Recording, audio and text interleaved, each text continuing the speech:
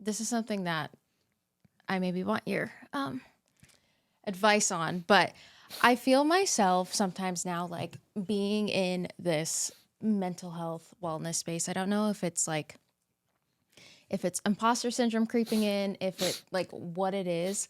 But I feel myself sometimes holding myself to like a really high standard of making sure practicing mindfulness, making sure I'm going to therapy, I'm doing all the self-care things, and that I really am like practicing what I'm preaching. And I kind of get discouraged because I hold myself to such a high standard that truly like isn't realistic. And I'm just curious if that is something you have ever dealt with, and just to like kind of how to like combat those thoughts of I'm not doing enough. Like I have this platform, I have this podcast, we have our lemon drops listening. Like I feel like I'm not doing enough like to actually be sitting here doing this. Yeah, not like feeling worthy to be, preaching the stuff that we talk about on a daily basis when we know that, deep inside we're not perfect. Yeah. And yeah, just having that feeling of like, am I worthy of, having a mental health podcast and, giving advice or having these open conversations with people when, we don't always do things the right way. Yeah. Yeah. That makes you the perfect person. Like that thought, that feeling makes you the perfect people to do the show. Because the other two choices are you think you're so perfect that you're qualified to teach, or the other option is you think you're so unqualified that you never do anything. And I think the reality is that none of us are perfect. We're all works in progress. None of us are completely mindful all of the time. We all make mistakes. None of us are superhuman. No one is, truly. There is no one that I've met that would claim to be. And what's really interesting about what you said is that I think it shows humility. And when I was with the monks, humility was seen as the most aspirational quality that a human could ever aspire for. That if you were aspiring for humility, you won at life. And there's this beautiful story of Benjamin Franklin, because he had his 13 precepts. So he had a book that he carried around with 13 things he journaled about and wanted to aspire to have in his life. They were qualities, integrity, and different things like that. And when he was dying, the story goes that they asked him which one he felt he didn't conquer. And he said it was the 13th one. And they said, what was that? And he said, humility. Because obviously you can never conquer humility, because if you think you conquered it, then you're not that humble, you have a massive ego.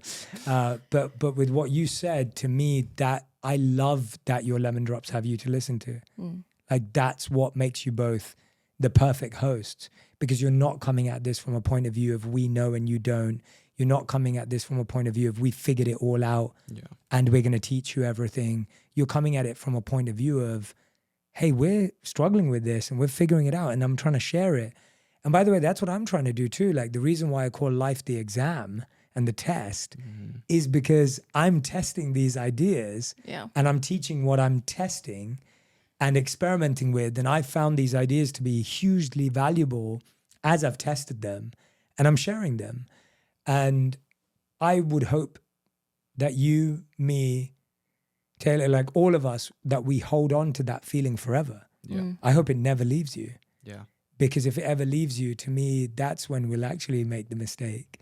And so I think that thought is actually the most beautiful thought, because it keeps you humble, it keeps you grounded, and it keeps you yearning and wanting to grow and believing. And all you have to do to that thought is add one thought, and that's grace and kindness.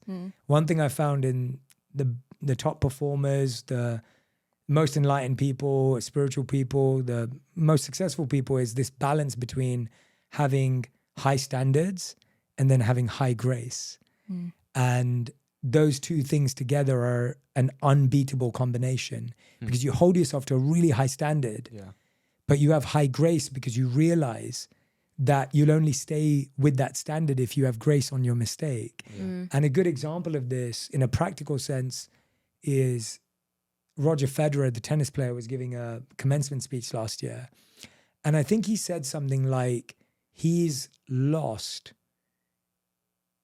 like just I think he said something crazy like he's only won 70 to 80% of games, but he's lost like 40 to 50% of points. Like there was some crazy statistic he said where he's lost a really high proportion of points. And his point was being the best doesn't mean not losing a point. Yeah. It means I just focus on the next one rather than being focused on the last one. Yeah. So most of us, when we make a mistake, we're so focused on that last mistake we made that we can't bring ourselves to focus on the task at hand. And guess what? You just make another mistake. Yeah. Then you make another mistake because you're constantly worried about the last one. And so I think when we're trying to be mindful and we're trying to do all of these things, there has to be a high standard, because the high standard is why you're able to lead and people are able to learn. But at the same time, there has to be a high grace. And so I think you're the perfect people to host it because of that, and don't ever lose it. Keep it forever, you know, and I feel the same way as you do today.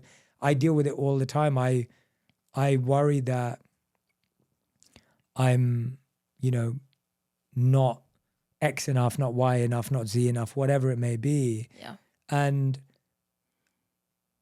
I always want to feel that way because it proves to me that I haven't lost myself. I haven't kind of drunk the Kool-Aid and bought into my own hype and, you know, started living an inauthentic life. It's great that I question my motives, and it's great that I check in on myself. Yeah. I love that Federer thing so much. Yeah, I need to get the stats right. Yeah, I completely lost it. I remember like I wrote something about it because it was so powerful, but it's an insane statistic of where he's lost a really high proportion of points. Yeah. And you're in it to win the game. Yeah. Not the point. Yeah. We were just talking about this the other day. She's very hard on herself like this. She was talking about her, you know, her list of goals for each year and how she was disappointed because she didn't hit a couple of them. And I, you know, have to remind her, like, first of all, you had a long list. Second of all, when you created the list, you said you were going to put simple ones and you were going to put like crazy ones. And when she doesn't hit a couple of the crazy ones, she's like disappointed. Yeah. And it's just, it's so true. Yeah. You know, you can be more like Federer. Yeah, I guess so. I am also realizing now though, which is crazy. I'm just now realizing it because we've been talking about it this like past month, is those things that I didn't hit, actually, I had no control over. Right. They like, I literally like, it wasn't up to me to make that happen. There's nothing you could have done that would have changed the outcome of the things I'm thinking of. Yeah. Wow. Yeah. Why are we just thinking of this? That's a life lesson in itself. Okay. Don't let things outside your control Yeah. get you, you know, and eat you up we like say that. we say that all the time, but I didn't realize it also applied to that. Yeah. Wow. I need to just love flip that. the last like 10 minutes and I'm just going to play it every day for myself. Oh my gosh. That's so good. That was good. Can we talk tour? Yes, let's do it. Yeah. Okay.